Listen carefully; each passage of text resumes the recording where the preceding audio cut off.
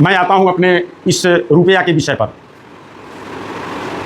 दोस्तों, ये रुपया शायद मेरा जहां तक ख्याल है,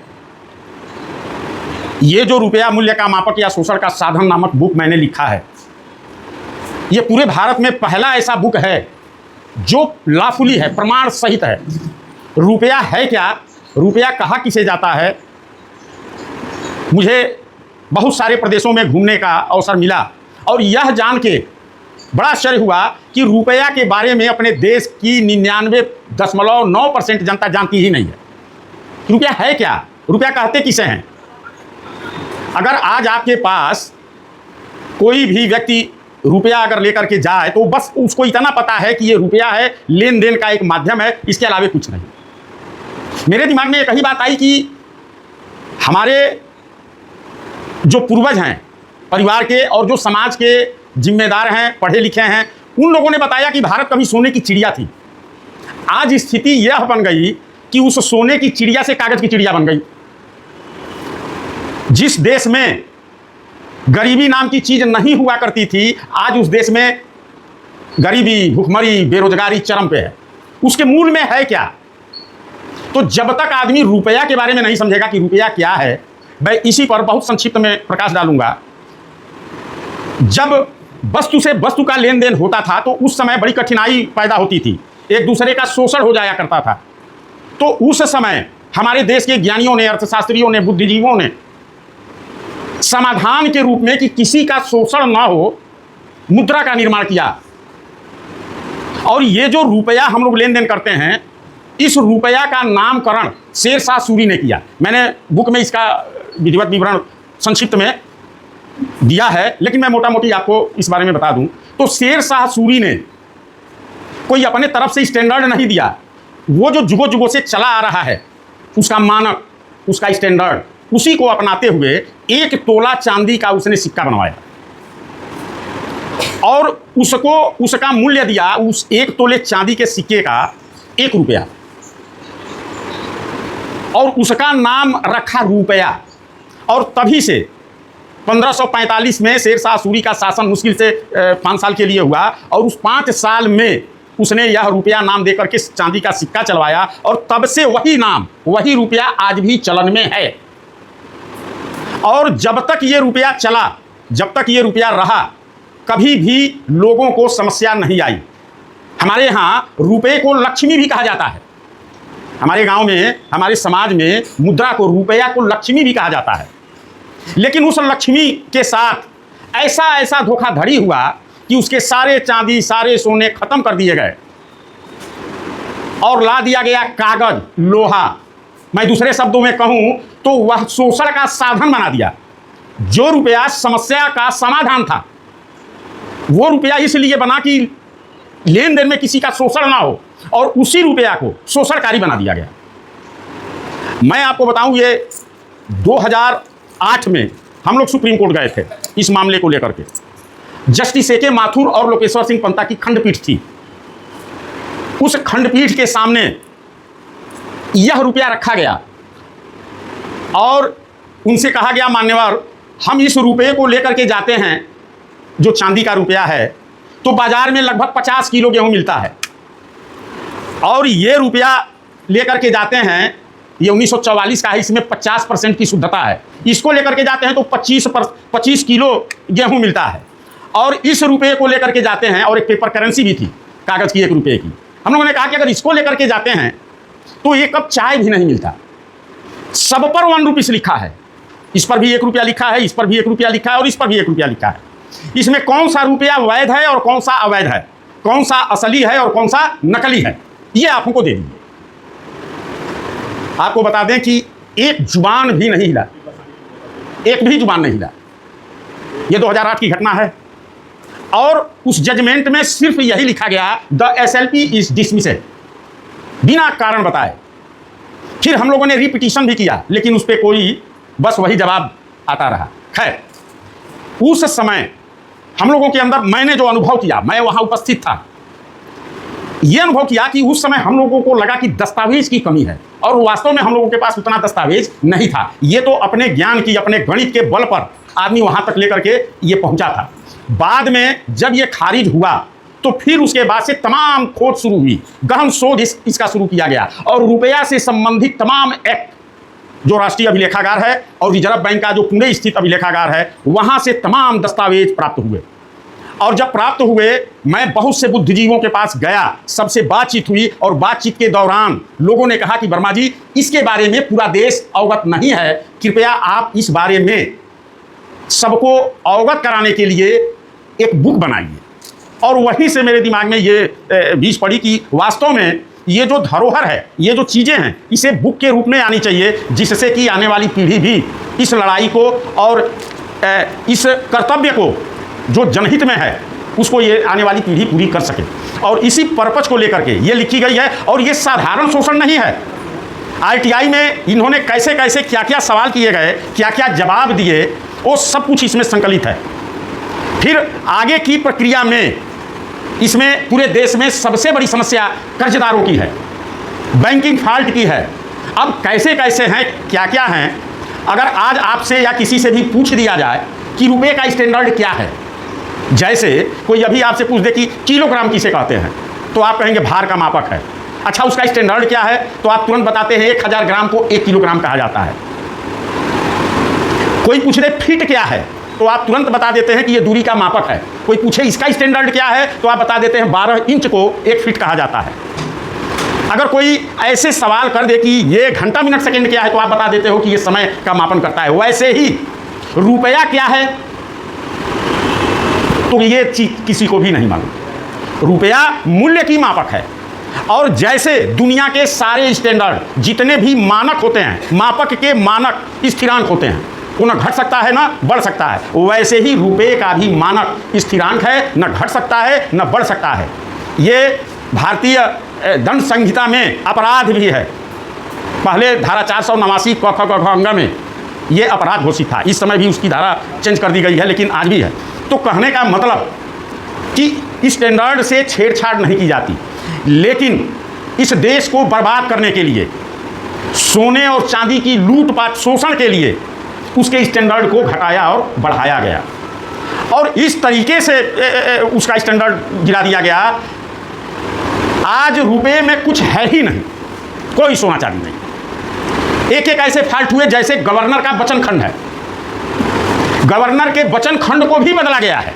ये आईटीआई से खुलासा इस देश में, मेरे ही आईटीआई से खुलासा हुआ। आज पूरे देश में इसको लेकर के बहुत अफरा तफरी मची है। गवर्नर का वचन खंड पहले कुछ और लिखा जाता था, उसमें से आप देखे होंगे नोटों पर लिखा होता है केंद्रीय सरकार द्वारा प्रत्याभूत, वो गारंटी होती है। लेकिन उस गारंटी को आज के परिवेश में आपको मैं बता दूं कि उसमें गारंटी जो दी गई है अब वो समर्थन के रूप में मान्य है। जो भी वस्तुएं जैसे सोना रखी जाती है, पहले तो चांदी और सोना सब रखा जाता था, लेकिन 1899 में कानून बना करके उसका स्टैंडर्ड गोल्ड कर दिया गया और आज भी गोल्ड स्टैंडर्ड ही है। वह जो भी रुपया है वह सोना से जुड़ा हुआ है। तो मैं आपको ये कह रहा था कि इसमें बहुत बड़ी रुपए में हमारे साथ, आपके साथ छल कपट और धोखाधड़ी की गई है। उसका पर्दाफाश है इस बुक में। एक एक चीज़ को इसमें लेकर के बहुत संक्षिप्त रूप में रखा गया है और मैं दस्तावेजों के साथ है।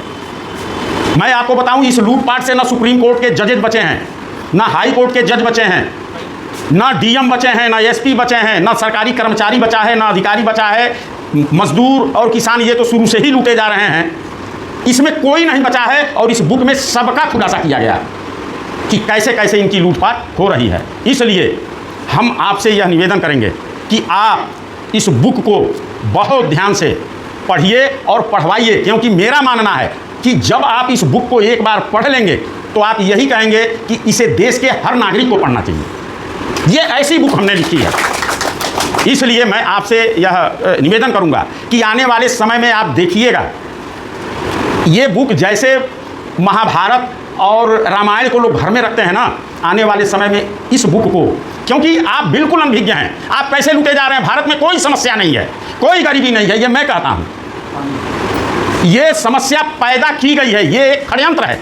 भारत को बर्बाद करने का। अपने देश में कोई समस्या नहीं है, मुद्रा की कमी कभी रहती ही नहीं है। ये मुद्रा नहीं है, ये लक्ष्मी नहीं है, ये दरिद्र है, ये दरिद्र बनाने का यंत्र है। लक्ष्मी ये है, ये कभी भी अभाव पैदा नहीं होने देगा, और ये सिर्फ इसीलिए बनाया गया कि आप अभाव से ग्रसित रहिए। इसका काम है अभाव पैदा करना। आप आरबीआई एक्ट को उठा करके देख लीजिएगा, उसमें लिखा है कि ये मुद्रा अभाव पैदा करेगा, और ये इस मुद्रा को इसीलिए हटाया गया कि भाई जब तक आदमी गरीब नहीं होगा तब तक वो गुलाम बन ही नहीं सकता। तो सबसे पहले गरीब बनाने के लिए अपने देश में क्या पूरी दुनिया में सोने और चांदी और तांबा, यही 3 धातु के मुद्रा चलते थे। जो प्रथम 1 रुपया था वो चांदी का था, उससे बड़ी इकाई सोने में, उसको मुहर कहा जाता था। 1 तोले का मुहर था, उसका वेट 1 तोला था, और 15 रुपया, इस रुपये से 15 रुपये में आपको 1 तोला सोने का मुहर मिलता था, जिसका मूल्य था 15 रुपये। ये मैं नहीं कहता, ये क्वाइनेज एक्ट 1906 में, क्वाइनेज एक्ट 1862 में, 1835 में ईस्ट इंडिया कंपनी से ये शुरू हुआ। पहला एक्ट 1835 में बनता है, और तब से ये चल रहा है। और धीरे धीरे करते करते 1934 में जब भारतीय रिजर्व बैंक की स्थापना हुई, काहे लिए हुई, आप लोग बुक पढ़ेंगे उसमें 4,36,700 टन सोना, जो पेपर करेंसी का सिक्योरिटी मनी था। ये सिक्योरिटी मनी कब से कब तक का है, तो 1862 से 1934 के बीच जो पेपर करेंसी निकाली गई, उसकी ये सिक्योरिटी मनी है। कितना, उसको हमने सोना में तब्दील किया, क्योंकि ये रुपया तो सोना और चांदी दोनों के सिक्कों के रूप में दिया गया। लेकिन जब गोल्ड स्टैंडर्ड बन गया तो मेरे दिमाग में आया कि कितना सोना बनता है इस सिक्योरिटी मनी का, जरा देखा जाए।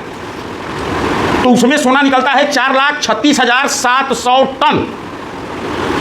हमने सोचा अगर 1.25 करोड़ मान लिया जाए, 125 करोड़ देश की आबादी, तो प्रत्येक लोगों पे अगर बांटा जाए तो कितना होगा, तो लगभग पाव भर सोना प्रत्येक व्यक्ति का बनता है। अब समझ लीजिए कि एक घर में अगर 5 लोग हों तो वैसे ही उसके वहाँ किलो का सोना होगा। ये है जो हमारी सिक्योरिटी मनी अंग्रेजों ने लेकर के अभी रखा है, और आज तक उस पर कोई सवाल नहीं किया गया, कभी भी इसको नहीं उठाया गया। और ये बात मैं नहीं कह रहा हूँ, हॉपकिंस यूनिवर्सिटी की रिसर्च है, इस बुक में मैंने उसका पूरा ब्यौरा भी दिया है, वहाँ से ये दस्तावेज मिले, उसका कहना है। और किस किस डेट में कब कब लेकर के जाया गया, उस सारा डिटेल्स है। हमारे कहने का मतलब ये है कि जिस तरीके से हमारे देश की लूटपाट और शोषण की जा रही है, इसको अगर तत्काल नहीं रोका गया तो भारत की कृषि व्यवस्था खत्म, छोटे मोटे व्यापारी खत्म, इस मैं क्या कहूँ, इस आग से कि कोई भी बचने वाला नहीं है, कोई नहीं बचेगा, और ये उस गर्त में पहुंचाएगा जिसकी आपने कल्पना भी नहीं की होगी। लोगों ने ये तमाम सुनते हैं कि विकास दर इतना बढ़ गया, इतना घट गया। अरे विकास दर कितना बढ़ा और देश कितना विकास किया, यही तो सबसे बड़ा सबूत है। ये अमेरिका और लंदन में कौन जाए पूछने। जब देश आज़ाद हुआ उसके पहले बताइए चांदी का रुपया चलता था, और आज उन सबको ख़त्म करके ये लोहा ला दिया गया, कोई वैल्यू नहीं। पहले आज भी इस रुपये को अगर आदमी लेके जाए अभी, तो लगभग 1 कुंटल गेहूँ मिल सकता है इस चांदी वाले रुपये में। तो कहने का मतलब ये, आप ये मत समझिएगा कि चांदी और सोना रुपया। मैं इस चीज़ को समझा रहा था और मैंने उदाहरण दिया, तो एक व्यक्ति हमसे एक क्वेश्चन कर दिया, ये जो मैंने अभी आपको न्यायपालिका के बारे में बताया कि मैंने इस तरीके से रखा, तो उसने कहा ये बताइए वर्मा जी, ये चांदी का रुपया है और ये लोहे और कागज़ का रुपया, आपको दोनों में अंतर नहीं दिखाई दे रहा है? तो कभी भी चांदी का रुपया आदमी लेकर के जाएगा तो उतने का सामान मिल जाएगा। तो हमने उसको समझाया कि अच्छा एक बात बताओ। उसने कहा नहीं, पहले इसको आप हमको समझाइए, आप कैसे दोनों की तुलना कर सकते हो, लोहा की है वो चांदी की है। हमने कहा कि अच्छा ठीक है, एक बात बताओ, एक सोने का किलोग्राम हो और एक लोहे का किलोग्राम हो, क्या सोने के किलोग्राम से अगर किसान का गेहूँ तौला जाएगा तो 1 किलो का 10 किलो तौल देगा, और लोहा वाला 1 किलो का 1 किलो तौलेगा? कोई सोने का फिट हो एक काठ का फिट हो, तो क्या सोने वाले फिट से मापन किया जाएगा? 1 फुट का 10 फुट मापन कर देगा, और ये काठ वाला 1 फुट का 1 फुट मापन करेगा। कोई सोने की घड़ी पहना हो और कोई लोहे की घड़ी पहना हो, तो क्या सोना का जो घड़ी पहना है 120 सेकंड का 1 मिनट बताएगी क्या? तो उसने कहा ना, ऐसा तो नहीं होगा। हमने कहा तो हमको इससे नहीं मतलब किया है कि ये चांदी का रुपया है कि लोहे का रुपया है कि कागज का है कि चमड़े का है कि प्लास्टिक का। हमको स्टैंडर्ड से मतलब है। आपने देखा होगा गांव के जो किसान वर्ग आता है सब्जी वब्जी लेकर के, तो उसके पास लोहा और मोहर वाला किलो नहीं मिलता है, ईंटवे तोड़ करके पत्थर को तोड़ करके बना लेता है, क्योंकि उसको तो 1000 ग्राम से मतलब है। अगर 1000 ग्राम का पत्थर ही है तो मान लिया गया कि 1 किलो है। तो हमने कहा हमको इससे नहीं मतलब है कि ये चांदी, इसकी क्रय शक्ति जो है, इसका स्टैंडर्ड जो है वो हमको मिलना चाहिए। इसीलिए आपने देखा होगा बैंक नोट पर गवर्नर का वचनखंड लिखा होता है, मैं धारक को इतने रुपये अदा करने का वचन देता हूं। वही रुपया है। अगर कागज में रुपया है तो कागज तो हमको दे ही दिया है। इसलिए ये जो रुपये के साथ छल कपट और धोखाधड़ी की गई है उसका जबरदस्त खुलासा है इस बुक में। इसलिए मैं आपसे निवेदन करूंगा कि आप इसको एक बार जरूर पढ़ें, आपकी बुद्धि खुल जाएगी, क्योंकि इसमें बहुत सी चीज़ें बढ़ाई गई हैं, बहुत से नई चीज़ें भी दी गई हैं। तो इसीलिए हम आपके पास आए कि इस पटना की पवित्र और ऐतिहासिक धरती पर हमारे बुक की लॉन्चिंग हो। हम चाहते तो बहुत से प्रदेश में हमारे पास प्रस्ताव आया, लेकिन मैंने कहा कि नहीं, मेरी इच्छा है कि मैं पटना की पवित्र भूमि पे करूं, क्योंकि ये बहुत ऐतिहासिक नगरी है। ये सम्राट अशोक से जुड़ी हुई ये धरती है, और यही सब सोच करके हमने यहाँ का समय दिया। और हम विशेष रूप से आए हुए जो हमारे अतिथि हैं, हम उनसे भी इस विषय पर कुछ सुनना चाहेंगे, और मैं अपनी बातों को यही समेटूंगा। इसलिए आप लोगों से इस रिक्वेस्ट के साथ कि आप जहाँ भी जाएं इस बुक के बारे में अवश्य चर्चा करें, क्योंकि ये बुक ऐसी बुक है कि एक तो आपकी बुद्धि को एक नया आयाम देगी, एक नई सोच और विचारने की क्षमता बढ़ेगी। दूसरी बात ये कि जो आपके आसपास अड़ोस पड़ोस कर्ज से पीड़ित व्यक्ति हैं, उन्हें भी इसके पढ़ने से वो जानेगा और उससे भी कुछ राहत मिल सकता है। तो इसके बहुत लाभ भी आपको मिल जाएंगे। इन्हीं सब चंद शब्दों के साथ मैं अपनी बात को यहीं विराम दूंगा। जय हिंद, जय भारत।